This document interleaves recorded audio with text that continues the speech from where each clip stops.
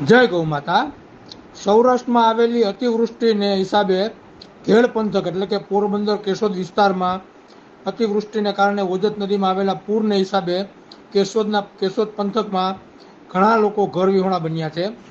આ ઘર વિહોણા બનેલા લોકોને ત્યાં આવેલા બળદ આશ્રમ એટલે કે કરુણા સેવક ગૌ ચેરિટેબલ ટ્રસ્ટ દ્વારા બનાવવામાં આવેલા બળદ આશ્રમના સંચાલક એવા જયદીપસિંહ જાડેજા તથા તેમના સાથી ગૌસેવક મિત્રોએ લગભગ 50 જેટલા લોકોને રેસ્ક્યુ કરી ગૌશાળામાં રાખ્યા છે.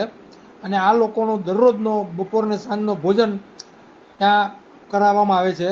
અને આ ભોજન પ્રસાદ સુરતથી અંજુબેન વિઠ્ઠલભાઈ અજુડિયાના સહયોગથી કરાવવામાં આવી રહ્યું છે. અને જ્યાં સુધી પરિસ્થિતિ થાળે ન પડે ત્યાં સુધી આ બપોર અને સાંજનો ભોજન પ્રસાદ અંજુબેન તરફથી મળશે. જય ગૌ માતા, જય ગોપાલ. અને સાથે સાથે તમે જોઈ રહ્યા છો વિડીયોમાં કે ભોજન પ્રસાદની સાથે સાથે જરૂરિયાતમંદ લોકોમાં ફૂડ પેકેટનું વિતરણ પણ કરવામાં આવી રહ્યું છે, જે પણ અંજુબેન અજુડિયાના સહયોગથી કરવામાં આવી રહ્યું છે. જય ગૌ માતા, જય ગોપાલ.